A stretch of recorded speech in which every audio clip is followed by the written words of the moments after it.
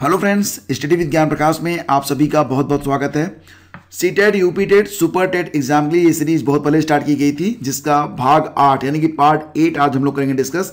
तो 1 to 7 जो videos हैं उसका लिंक वीडियो के डिस्क्रिप्शन में दे दिया गया है, तो वहाँ पर जाकर आप वॉच कर सकते हैं। बीच में किन्हीं कारणों से कुछ दिनों तक इसके जो वीडियोज़ थे बंद थे, लेकिन अब प्रतिदिन शाम को 7:30 बजे आपको ये वीडियोज़ मिला करेंगे।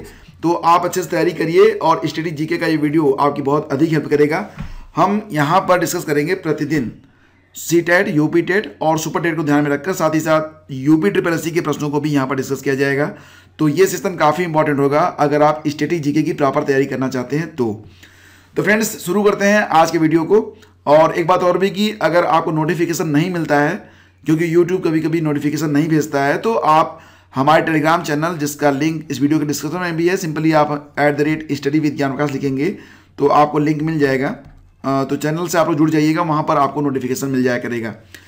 तो पहला क्वेश्चन होगा कि निम्नांकित महासागरीय धाराओं में किसका पड़ोसी तट पर गर्म प्रभाव पड़ता है। देखिए फ्रेंड्स, जो महासागरीय धाराएं हैं इससे संबंधित जो MCQs हैं वो प्रत्येक परीक्षा के लिए बहुत इंपॉर्टेंट है, कोई भी परीक्षा हो, ठीक है। तो महासागरीय धाराओं पर आधारित जितने भी प्रश्न बनते हैं उस पर एक अलग से जो वीडियो आएगी उसको आप जरूर देख लीजिएगा। उससे आपको 2-3 प्रश्न तो निश्चित रूप से मिला करेंगे। तो ये जो प्रश्न है कि महासागरीय धाराओं में किसका पड़ोसी तट पर गर्म प्रभाव पड़ता है, तो सही जवाब होगा ऑप्शन सी, ब्राजील धारा, ठीक है। तो ऑप्शन सी इसका बिल्कुल करेक्ट है। अगला क्वेश्चन ये होगा कि ड्राकेंसबर्ग पर्वत कहाँ पर स्थित है। दुनिया के जो बहुत मशहूर पर्वत हैं उस पर भी प्रश्न पूछे जाते हैं परीक्षाओं में। तो यहाँ पर क्वेश्चन ये है कि ड्राकेंसबर्ग पर्वत कहाँ पर स्थित है।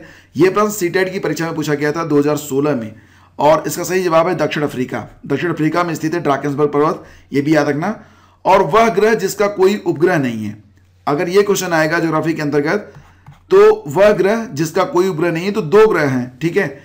एक तो बुध है जिसका कोई उपग्रह नहीं है, दूसरा शुक्र है जिसका कोई उपग्रह नहीं है। इसके अलावा जो बाकी के ग्रह हैं उसके बारे में बात करें तो पृथ्वी का एक उपग्रह है चंद्रमा, जिसे आप जानते ही हैं। मंगल के 2 हैं, एक का नाम फोबोस है, दूसरे का नाम डिमोस है। मंगल के 2 उपग्रह हैं, फोबोस और डिमोस। बृहस्पति के 63 उपग्रह हैं। बृहस्पति का जो गुरुत्वाकर्षण है बहुत अधिक है, तो कुछ ऐसे भी क्षुद्र ग्रह जिसको आप एस्ट्रॉयड कहते हैं, वो भी जो पृथ्वी के बृहस्पति के क्या बन गए हैं, सैटेलाइट बन गए हैं, उपग्रह बन गए हैं। तो बृहस्पति के कुल उपग्रह कितने हैं, 63 हो गए हैं। और बृहस्पति के गुरुत्वाकर्षण ने जो क्षुद्र ग्रह हुआ करते थे उनको भी अपना उपग्रह बना लिया है। यह प्रमुख चंद्रमा है, इसमें जो सबसे बड़ा है उसको गैनीमेड कहते हैं। गैनीमेड जो है ये बृहस्पति का चंद्रमा है, सबसे बड़ा है। इसके बाद आयु हैं, कैलिस्टो और यूरोपा है। तो 63 हैं, तो 4 आप जान लीजिएगा, गैनीमेड, आयु, कैलिस्टो और यूरोपा। शनि के कितने हैं, शनि के 62 उपग्रह हैं। हालांकि ये आंकड़े हो सकता है कि कुछ चेंज भी हुए हों लेटेस्ट। तो शनि के 62 उपग्रह हैं, जिसमें सबसे बड़ा है टाइटन। तो याद रखना, कभी कभी क्वेश्चन ये भी पूछा जाता है कि टाइटन जो है ये किसका चंद्रमा है या किसका सैटेलाइट है। तो ये शनि का सैटेलाइट है। इसके अलावा एनसेलैड्स है, मिमॉस है और लापाटस है, डायन, रिया, पेंडोरा और भी बहुत कुछ है। यूरेनस के कितने उपग्रह हैं, 27 उपग्रह हैं यूरेनस के। इसमें टिटोनिया सबसे बड़ा है, टिटेनिया सबसे बड़ा है। इसके अलावा मिरांडा है, उम्ब्रेल, एरियल, ओबेरॉन, पक आदि हैं। नेपच्यून के 14 उपग्रह हैं, सबसे बड़ा इसमें ट्राइटन है। देखो यहाँ पर ट्राइटन की बात हो रही है, ठीक है। टाइटन शनि का है उपग्रह, जबकि ट्राइटन जो है ये नेपच्यून का उपग्रह है। ये याद रखना, थोड़ा सा डिफरेंस है। ट्राइटन की बात होगी तो ये नेपच्यून से संबंधित हो जाएगा। नेपच्यून का सैटेलाइट है ट्राइटन। टाइटन जो है ये शनि का सैटेलाइट है, ठीक है। प्लूटो के 5 उपग्रह हैं, इसमें सबसे बड़ा है चारोन। और उसके बाद हाइड्रा है, निक्स है, करबेरोस और स्टाइलेक्स है, ठीक है। तो ये काफ़ी इंपॉर्टेंट है, इसके बारे में आपको पता होना चाहिए। अगला क्वेश्चन आ रहा है कि दादरा व नगर हवेली और दमन दीव की राजधानी कहाँ पर है। तो फ्रेंड्स यहाँ पर एक क्वेश्चन हम लोग पहले से डिस्कस कर लेते हैं। देखो, जो 26 जनवरी 2020 है ना, उसके बाद भारत में राज्य कितने हैं और केंद्र शासित राज्य कितने हैं, तो ये आंकड़े बदल गए हैं। ये जरूर याद रखना आप। अगर क्वेश्चन ये पूछा गया इस समय कि भारत में कितने राज्य हैं, तो सही जवाब होगा कितने राज्य हैं, 28। और अगर क्वेश्चन ये पूछा गया कि भारत में कितने केंद्र शासित राज्य हैं, यानी कि यूनियन टेरिटरीज कितनी हैं, तो इसकी संख्या अब 8 हो गई है। एक्चुअली में दादरा व नगर हवेली और दमन और दीव को 26 जनवरी 2020 से इनको एक में मर्ज कर दिया गया है। पहले दादरा और नगर हवेली की जो राजधानी थी वो कहाँ पर थी, सिलवासा में थी, ठीक है। लेकिन अब दादरा नगर हवेली और दमन दीव की जो राजधानी है वो अब एक हो गई है। तो दादरा नगर हवेली दमन दीव पश्चिमी भारत में एक केंद्र शासित प्रदेश बन गए हैं, जिसकी स्थापना पहले के दादरा और नगर हवेली तथा दमन और दीव को मिलाकर कर दी गई है और इसकी राजधानी को बना दिया गया है दमन। ठीक है, तो राजधानी इसकी कहां पर हो गई है? दमन हो गई है। तो दादरा नगर हवेली दमन दीव की राजधानी हो गई है दमन में। ठीक है, तो ये याद रखना, काफी इंपॉर्टेंट पॉइंट है ये। और जो नंबर ऑफ स्टेट्स हैं वो 28 हैं, यूनियन टेरिटरीज भी कितनी है? 8 है। ठीक है, 28/8 याद रखेंगे तो अच्छे से आपको याद रहेगा। अगला क्वेश्चन होगा कि कौन सी मिट्टी भारत में कपास की खेती के लिए आदर्श है? देखो ये क्वेश्चन काफी इंपॉर्टेंट है, इस पर कई सारे क्वेश्चन बनते हैं, कई प्रकार के बनते हैं। लाइक एज की कौन सी मिट्टी भारत में कपास की खेती के लिए सबसे आदर्श है? तो जवाब होगा काली मिट्टी। और ये क्वेश्चन भी आता है कि सबसे बड़ा कपास उत्पादक राज्य कौन सा है? तो ये गुजरात है, ये भी याद रखना आप, गुजरात। अगर क्वेश्चन ये आएगा कि दुनिया में कपास का सबसे बड़ा उत्पादक देश कौन सा है? तो सबसे अधिक कपास इस समय तो भारत में ही पैदा हो रहा है, दूसरे स्थान पर चीन आ गया है, पहले चीन पहले स्थान पर था लेकिन अब भारत हो गया है पहले स्थान पर। ठीक है, तो ये चीजें काफी इंपॉर्टेंट है, इसको आपको याद रखना होगा। संयुक्त राष्ट्र संघ की स्थापना कब हुई थी? ये काफी इंपॉर्टेंट है, यूनाइटेड नेशन के बारे में क्वेश्चन जो होते हैं अक्सर आते रहते हैं। तो संयुक्त राष्ट्र संघ की स्थापना हुई थी कब? 24 अक्टूबर 1945 को। कहां पर हुई थी? सैन फ्रांसिस्को कैलिफोर्निया में हुई थी। वर्तमान में जो सेक्रेटरी जनरल हैं वो हैं एंटोनियो गुतरेस, एंटोनियो गुतरेस। ठीक है, 1 जनवरी 2021 से Bharat United nation security council का 8वीं बार अस्थायी सदस्य बन गया है। तो ये भी काफी इंपॉर्टेंट है, हो सकता है कि करंट अफेयर्स के अंतर्गत पूछा जाए, क्योंकि करंट भी तो आएगा ना सुपर टेट में, तो ये क्वेश्चन इंपॉर्टेंट बन जाता है। और इसी के साथ ये पूरी जानकारी भी काफी इंपॉर्टेंट बन जाती है कि आपको ये पता होनी चाहिए। दोस्तों ये जो PDF आप देख रहे हैं इसको डाउनलोड करना चाहते हैं अगर आप, तो आप इसे हमारे टेलीग्राम चैनल स्टडी विद ज्ञान प्रकाश पर आकर डाउनलोड कर सकते हैं। ग्राम पंचायत के चुनाव होने जा रहे हैं, तो ये क्वेश्चन भी इंपॉर्टेंट हो जाता है अपने आप कि ग्राम पंचायत का सदस्य बनने के लिए न्यूनतम आयु सीमा क्या होती है? तो सही जवाब इसका होगा 21 वर्ष। 21 वर्ष होती है न्यूनतम आयु सीमा ग्राम पंचायत का सदस्य बनने के लिए। और क्वेश्चन ये होगा कि किन राज्यों में 1959 में सबसे पहले पंचायती राज को लागू किया गया था? दोस्तों आपको पता होगा कि सबसे पहले जो पंचायती राज था वो राजस्थान में लागू हुआ था। राजस्थान के बाद 1959 में ही आंध्र प्रदेश में भी पंचायती राज को लागू किया गया था। तो राजस्थान देश का पहला राज्य था जहां पर पंचायती राज व्यवस्था को लागू किया गया था। इस योजना का शुभारंभ उस समय के जो प्रधानमंत्री थे, तत्कालीन प्रधानमंत्री पंडित जवाहरलाल नेहरू ने नागौर जिले में 2 अक्टूबर 1959 को किया था। इसके बाद इस योजना को 1959 में ही आंध्र प्रदेश में लागू किया गया था। तो देखो यहां पर एक क्वेश्चन और भी है जो कि वेरी वेरी इंपॉर्टेंट है। ठीक है, तो इसको जरूर याद रखना आप, वेरी वेरी इंपॉर्टेंट क्वेश्चन है ये कि राष्ट्रीय पंचायती राज दिवस ये कब मनाया जाता है? राष्ट्रीय पंचायती राज दिवस। तो दोस्तों भारत में पंचायती राज व्यवस्था की देखरेख के लिए 27 मई 2004 को पंचायती राज मंत्रालय को एक अलग मंत्रालय बनाया गया था। ये भी याद रखना, कभी कभी ये भी क्वेश्चन होता है कि पंचायती राज मंत्रालय को एक अलग मंत्रालय कब बनाया गया? तो जवाब होगा इसका 27 मई 2004। 2004 तो बहुत जरूरी है कि याद रखो आप, 27 में भूल भी गए तो कोई बात नहीं, 2004 में बनाया था पंचायती राज मंत्रालय। और भारत में हर साल 24 अप्रैल को राष्ट्रीय पंचायती राज दिवस मनाया जाता है, ये भी याद रखना आप।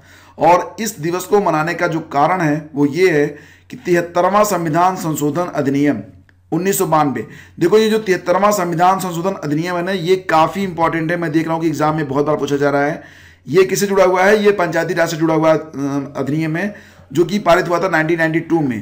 तो ये जो 24 अप्रैल को प्रतिवर्ष राष्ट्रीय पंचायती राज दिवस मनाया जाता है, तो 24 अप्रैल को क्यों मनाया जाता है? क्योंकि इस दिवस को मनाने का जो कारण है वो ये है कि 73वां संविधान संशोधन अधिनियम 1992 ये पारित हुआ था 24 अप्रैल 1993 को। यही वजह है कि प्रतिवर्ष 24 अप्रैल जो होता है ये राष्ट्रीय पंचायती राज दिवस के रूप में मनाया जाता है।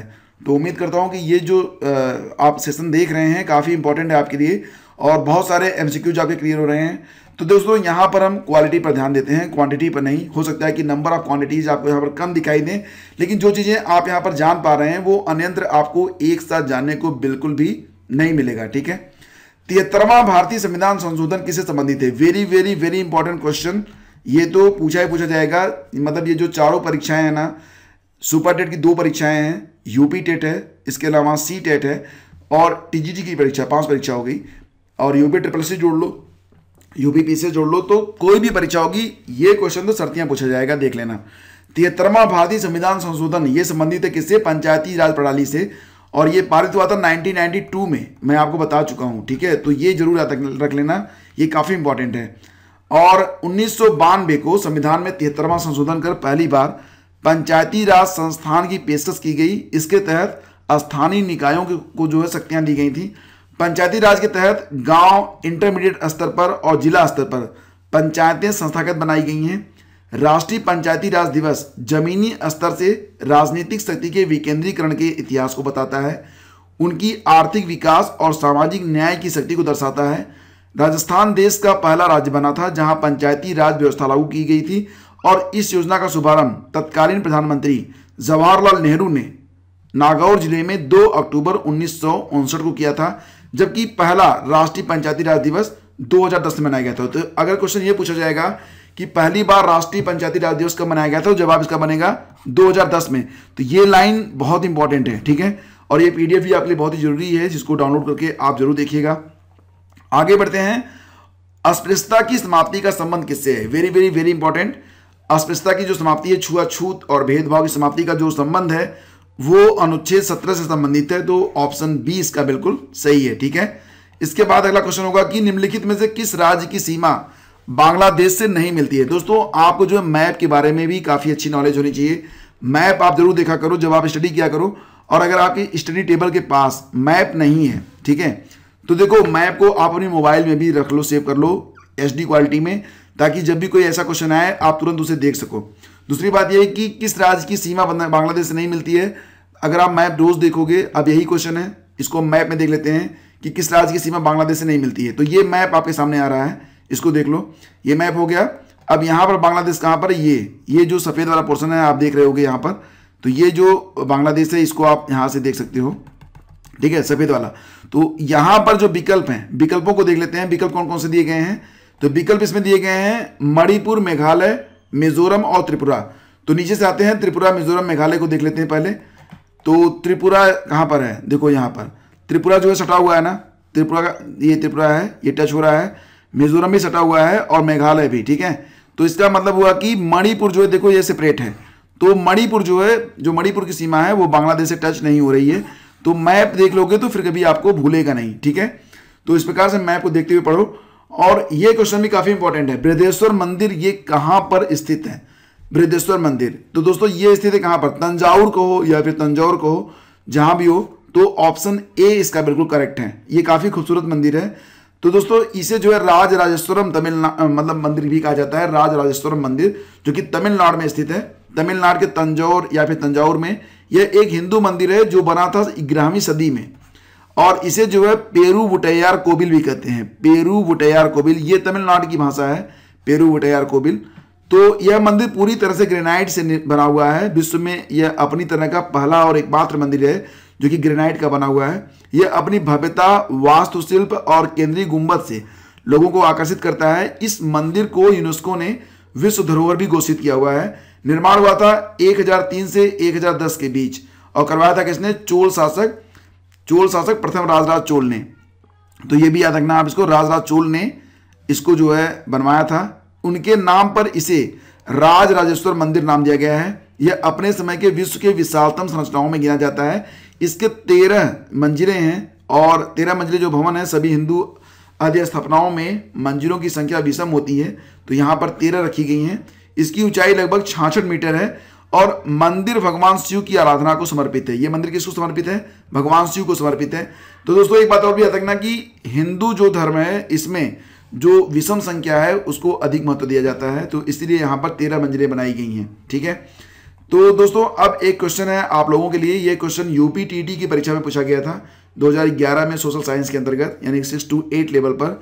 क्वेश्चन ये था कि निम्न में से किस समूह की भाषा को भारत में सबसे अधिक लोग बोलते हैं? किस समूह की भाषा को भारत में सबसे अधिक लोग बोलते हैं? आपके विकल्प हैं भारतीय आर्य, द्रविड़, ऑस्ट्रो एशियाटिक और चीन तिब्बती। तो 4 विकल्प आपके सामने आ रहे हैं।